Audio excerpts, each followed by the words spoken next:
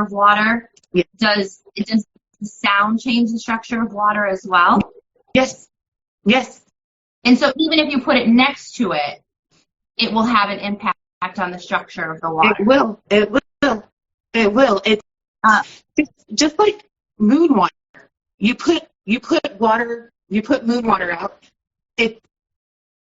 The vibration, the energy of the moon changes the taste of the water. When you drink moon water, for some reason, it could be a regular bottle of water that you just on the moon, but when you open it, for some reason, it tastes fresher. The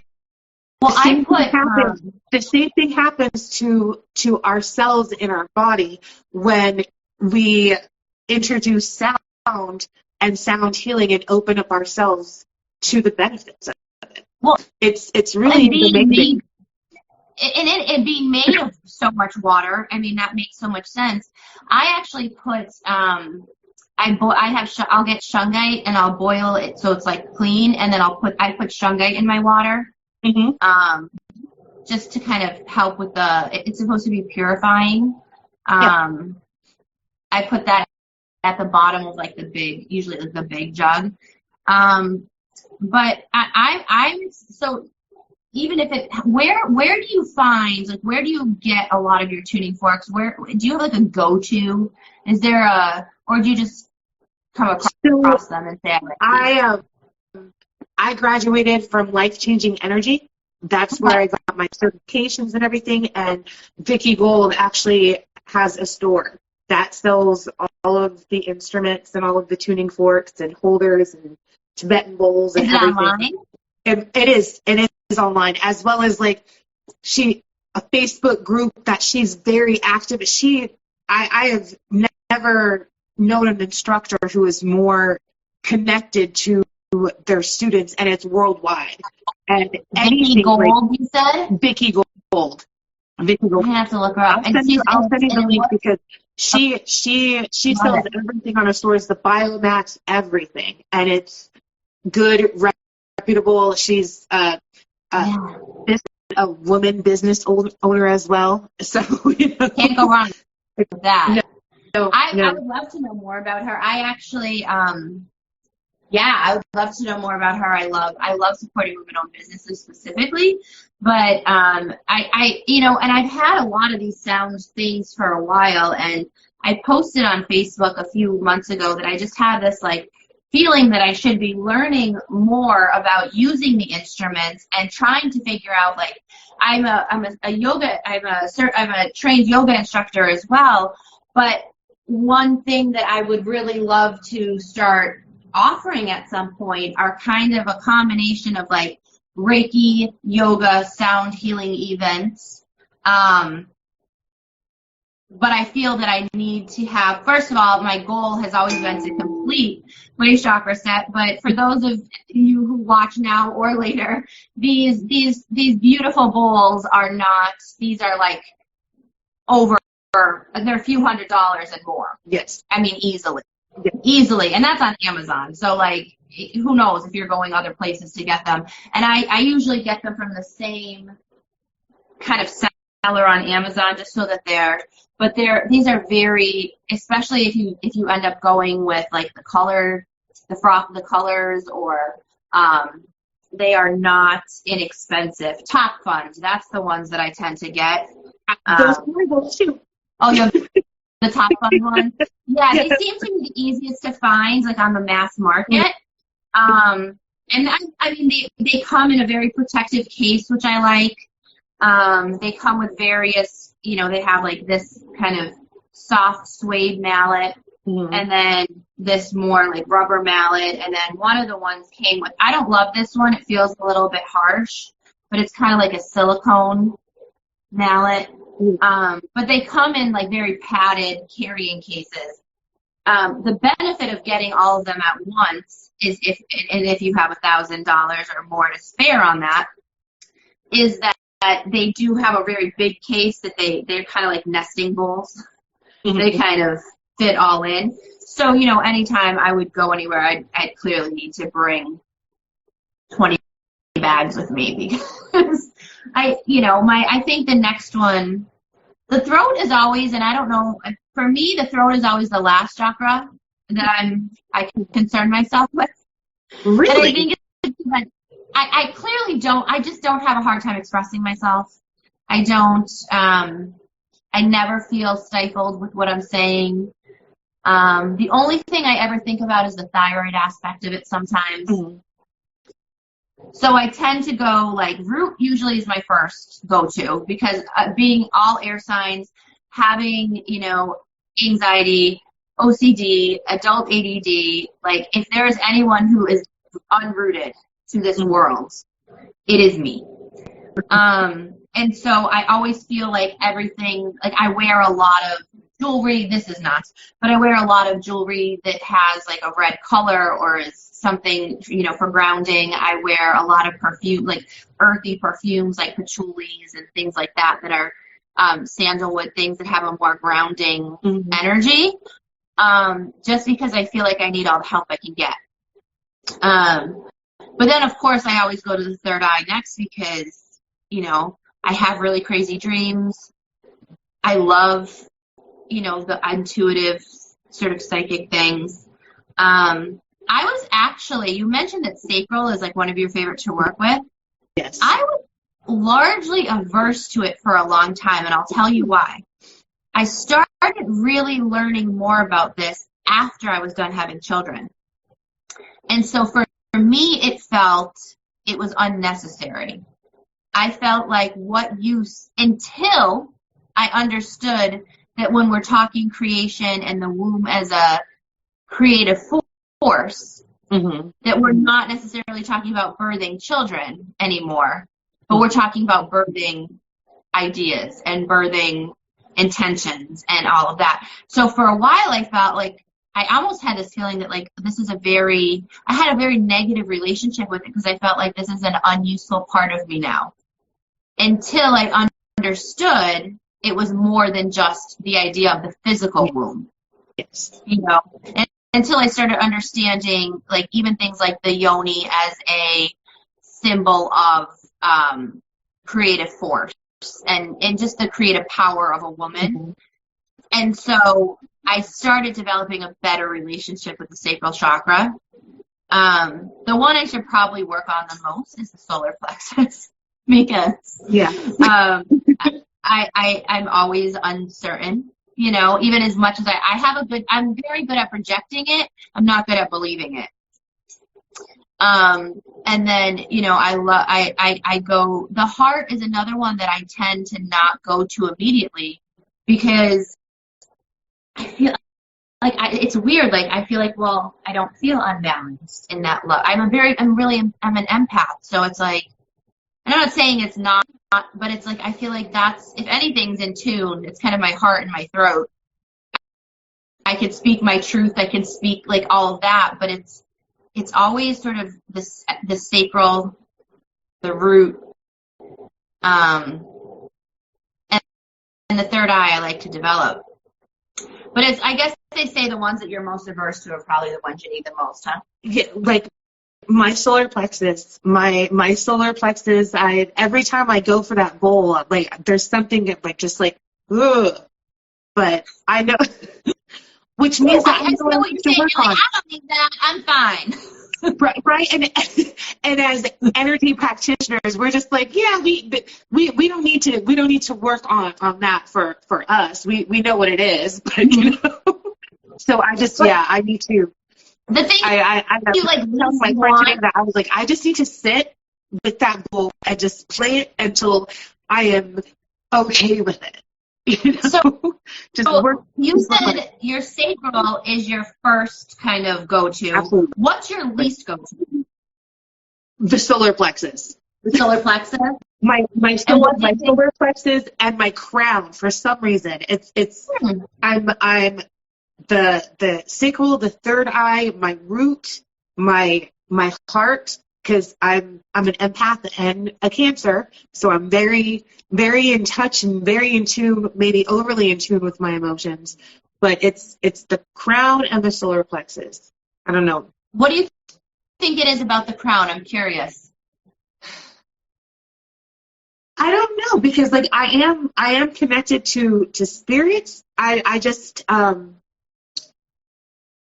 think after being in the middle so much of myself and being so centered that it just when I come up it, but I do at least once a week I do a little aligning of myself and and with my meditation and stuff. So I can see, it's funny because I don't always I almost think for me with the crown chakra it's more of a it's a combination of I'm always open to spirit and to, you know, all of the spirit guides and all of that. So it's like I get this like, well, I don't need it. But then I also feel like of anything that I have the least control over kind of fixing, I guess, or working with, I mean, what can you really do to enhance your crown chakra other than be more open to that, to the openness, the literal openness and the acceptance of the light of whatever it is you believe, whether you believe in the light of a god, goddess, universe, whatever. It's really just about it's there's a big surrender, I think, that comes with the crown chakra, and that's theory. Yeah, that I believe, yes. I think like right now I'm going in a transitional phase. So now especially my solar plexus and my crown are very, which absolutely makes sense. The self-confidence, because on the new journey that I'm getting on and being open to everything that's coming and knowing and being released and being brought, and yes. So I could talk chakras all day. So I guess I would ask you, what would you say, in your opinion, do you feel are, like, if you had to say, like, these are the most, like, this chakra and this chakra are the most linked, or this chakra and this chakra are the most linked, do you feel that's the case with any, or do you not see it that way, or? I feel like I feel like my sacral and my third eye are the most alike. They're the most connected. And because and my heart, I see, I feel, I create. Yeah. And it's funny that you skip right over the solar plexus. Yeah. I see, I feel I create, but then, you're kind of, your throat and in your solar plexus, which are really about a lot of projecting yourself, your words, you're projecting your ideas being heard, and then the way you represent, so I wonder if that's a reason. And for me, I tend to think of the heart as almost a separate, and again, there's no separation with the chakras, right? Like, the one's off, essentially they're not all working well in general. Like, you need them all to be aligned and working, and because they're your part of your energetic body. And so for your energetic body to really truly be working properly, you can't have one that's not working. Or there's something that obviously you're going to see it manifest in other ways. Like, so for me, one big way that I see when I'm not grounded is in financial things. So there's like a lot of, if I'm not feeling grounded, I'm not feeling stability. And then there's a kind of for me, there's a lot around like financial stability with the rooting and the grounding. Which is, but exactly what it is, which is part of the root chakra. Right. But when that's off, but when that's off, then I almost think it begets other things being off, right? Like, then my solar plexus is off because the way I kind of, my self-esteem aspect then plummets because I'm feeling negative about that, So I do think, and then sometimes I think that could impact the crown, because then you're like, you almost, lose faith, but you get those like, why? Get into your own head. Yeah. And when you get too much into your own head, you can't allow other good things to come in. Yeah. So yeah. Yeah. Yeah. So I love that you use the music you use this in healing. You use this with your chakra aligning. You talked about being a crystal healer as well. I would not necessarily say I heal with crystals, but I am quite obsessed with crystals. I have a very, very large crystal skull collection, which is kind of my like passion. I really love the galactic sort of energy behind that. Nice. And I just find them very fascinating. I just think they're fantastic and fascinating. And really want to believe that they're downloading, from other beings, because I want that to be true. But you also you heal. So you also have like 100 some houseplants. Yes.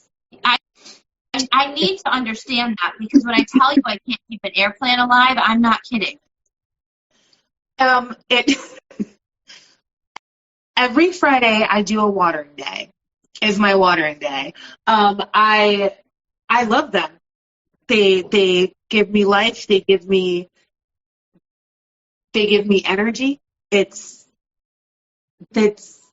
rewarding. Air plants, I can't keep an air plant alive either. Succulents, I can't keep them. Easiest thing ever. I don't get it. I'm hiding a whole row of dead succulents here behind me, because I also cannot keep a succulent alive either. They're supposed to be the two easiest ones to keep alive, the succulents and the air plants, and I have no luck. Yeah, no, but give me like a crazy peace lily that loves water, then I'm all over it. Because if I see it starting to droop, then yes, it's a love. It really is a love. I started with plants when I was a kid. My grandma used to have me out in the garden. My mom always had plants around, and now my grandmother had a whole wall, kind of like she had a whole, there's a big window, and she had all hanging plants and then other potted plants underneath it, just forever. And both her and my grandfather have always had green thumbs. Mm-hmm. And I don't know. My mom doesn't have one. My grandmother jokes and calls her Morticia. I love my mom to death, but nothing plant life stays alive in her house either. And it missed us. And yet my uncle, my mom's brother, and his wife, they have these gorgeous gardens and these beautiful plants. And I said, I don't know what happened. Like, we lost this. But it looks like you also have quite a lot of light. And I'm curious, is that synthetic or is artificial light that you have happening with your plants? So yeah, I actually have grow lights behind me, because there's even a whole row of plants right over there and all over there. And so I've got, and like there's lights over on here as well that just went off a little while ago, and and this is just one part of this room. So, but like this I have my lights on for 12 hours a day for my plants, and as you can see, they love it. They're beautiful. My word. Now, do you have just one room, or are they all over your house? Oh, they're all over my house. I have a huge hanging plant hanging over my bed. That just, Oh my gosh. My living room is full of them everywhere. And then anyone who comes to my house, and anybody who I meet, gets a plant. Everyone gets a plant. I'm like Oprah with a plant. You get a plant. You get a plant. You get plants, and you get plants.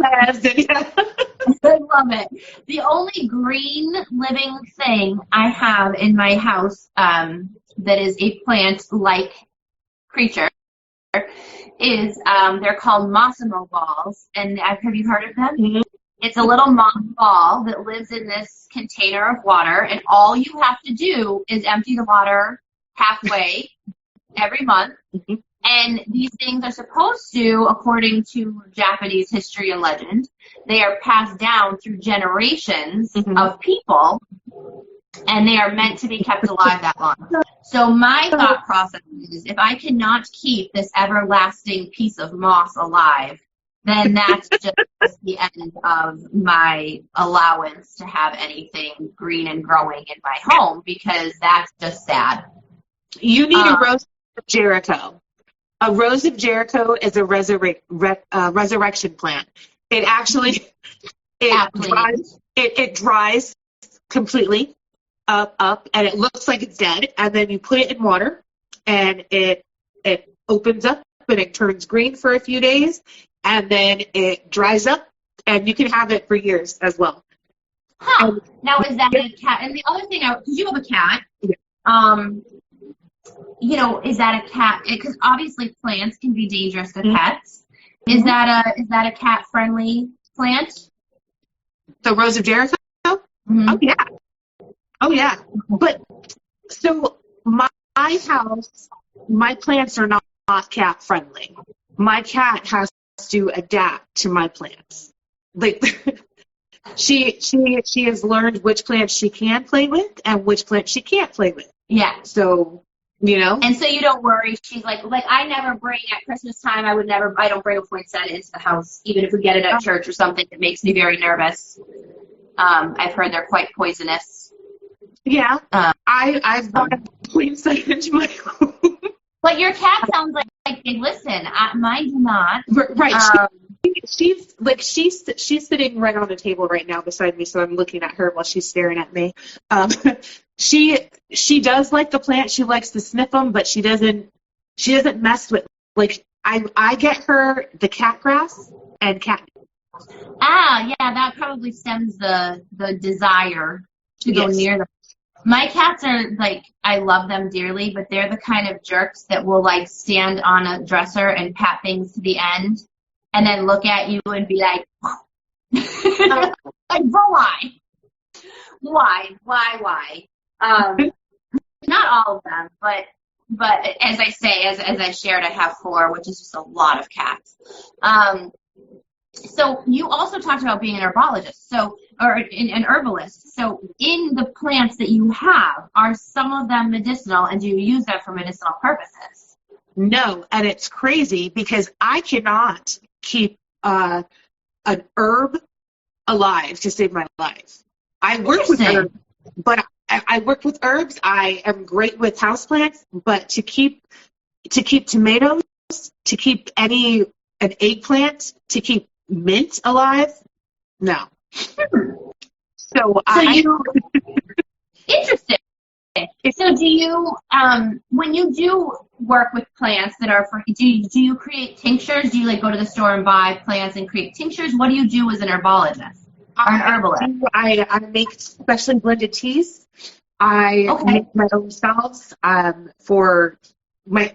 I started doing it because my son has eczema. So eczema psoriasis. So and none of the lotions, like, he's got very sensitive skin and everything. So I actually researched herbs and everything to make my own salves and sugar scrubs and everything, and body oils and everything for him. And that's so wonderful. That's what I do. And I make some tea blends, tinctures for headaches, all the oils that I use, I infuse myself. So do you sell? So just so for anyone watching now or later, and like I always record and repost these, and then I put them on a YouTube channel so they kind of live forever.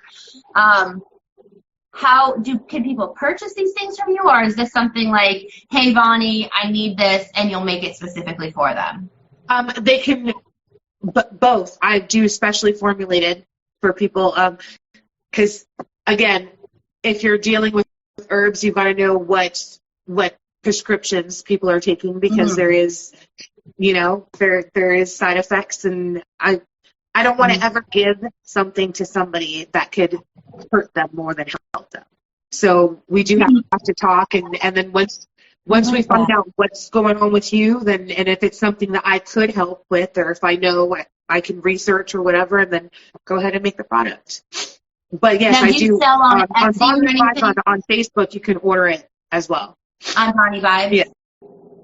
So do you have an Etsy page? Do you sell like the scrubs or anything on like an Etsy, or is it all on Facebook on your Vonnie Vibes page? It's all on Facebook, and then I do pop-ups locally. Oh, nice. So do you go to, so you're more on the South Shore, right? Yeah, I'm by Rhode Island. You're by Rhode Island. Are you in Fall River? Am I making that up? Fall River. Yeah, Yes, so I mean, for me, it's a farish way for me, but I certainly have driven there. That's actually where my cats came from, the rescue shelter there.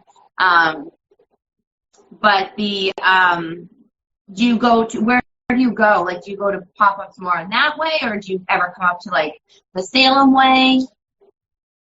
Well, when my friend Leah, she does gatherings, she does ceremonial gatherings at her house, and I'll have my products there.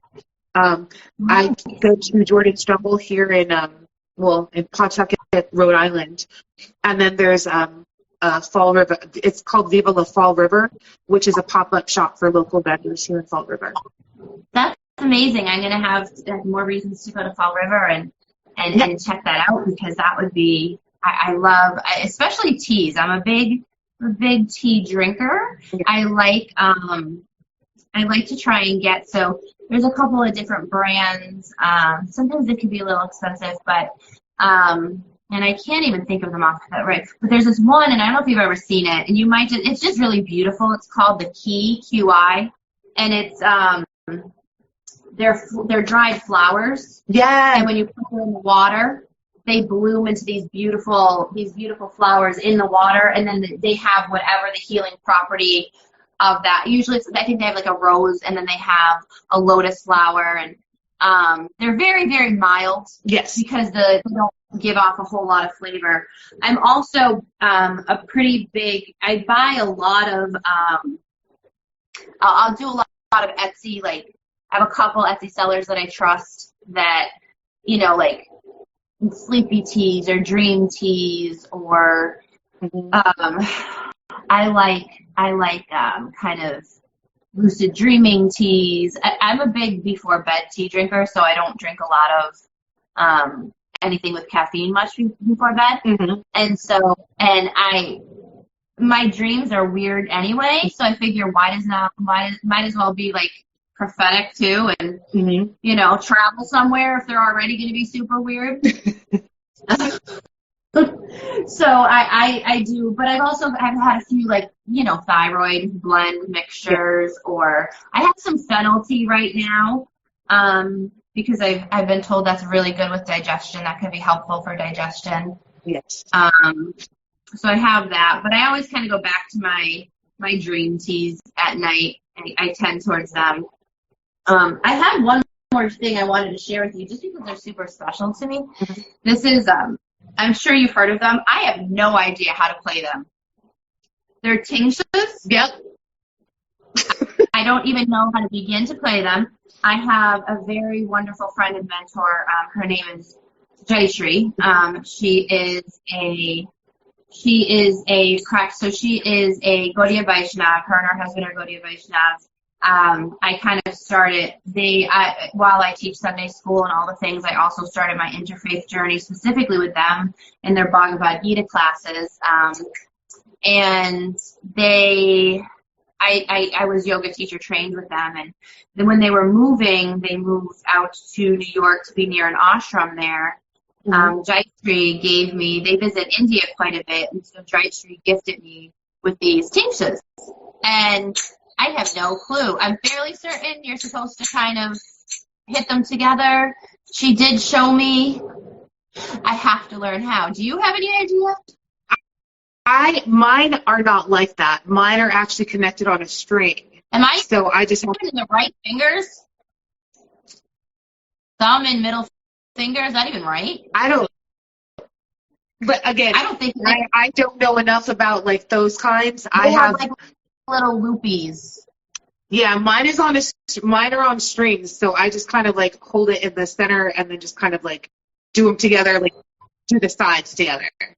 I'm wondering if I really am supposed to do it like in the middle and like I have to learn. I have to ask her. She showed me, and then I put them on this like goddess shelf that has like a little statue of Lakshmi and Saraswati and I forget who else is on there, but I put them there, and only tonight did I remember that they're there because I was kind of using them like in reverence as opposed to in actual use. Mm-hmm. And I thought, wow, I really never learned how to play these, and it's sad to have a musical instrument that sort of sits around that doesn't get to play music and meet its purpose. So I'm going to have to figure out when they're ready to be played, they'll call to you. I'm going to have to learn. And you'll pick up like, oh, well, look at that. It's going great. So I was kind of, with my daughter, I was using them like, help me out. When you do flamenco. Yeah. Castanets. Yes, the castanets. So yeah. Like, I don't know. Maybe they're like castanets where you're like, and I'm like, I definitely don't think that's what I think they're supposed to slide against each other. I think the goal is to slide them against each other. But so before we go, there's a couple of things. The first thing is I would love for you to share out loud how can people find you if they want to work with you, and in what ways can they work with you as you being a practitioner and them being a client, or them being a customer or consumer for your products. What are all of the ways someone can find and contact you and work with you? Well, here on Instagram, my Vonnie Dee. Also on Vonnie's Vibes on Facebook. I do oracle readings. I do sound healing, aura clearings, tuning forks, gongs, everything.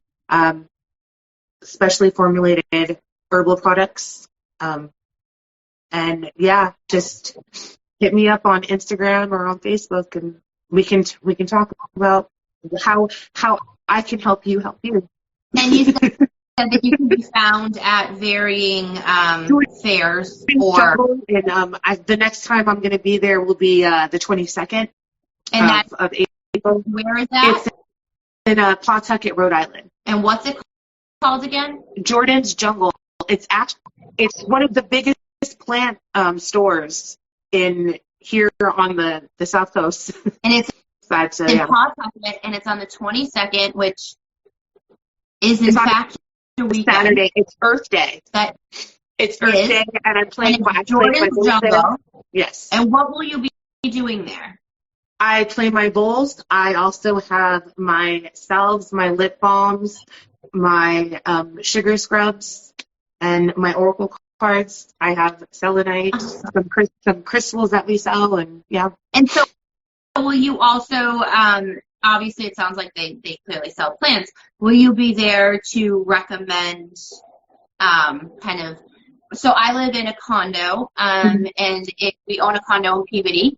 And there is not, one of the unfortunate aspects of being in a unit is that there's only windows kind of on half of our living space. Mm-hmm.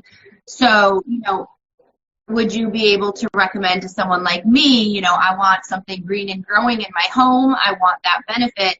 What's the best way to facilitate that in a small kind of apartment-like space? Well, I don't work for the jungle, but because I do know about houseplants, I put my 2 cents in while I'm standing there. I was going to ask, can you put your 2 cents in while you're standing there? Absolutely. So it is Jordan's Jungle. It's in Pawtucket. That is on the 22nd. I am going to be looking that up. Mm-hmm. And sharing that. So I hope you will share that on Instagram and in your stories and on Facebook so I can share as well. And then I think one final thing I would ask is, would you be so kind, because you do have, you do play regularly, would you be so kind as to share some sound with us before we go? Absolutely. Absolutely. I'm just going to scoot this back so it's not too loud.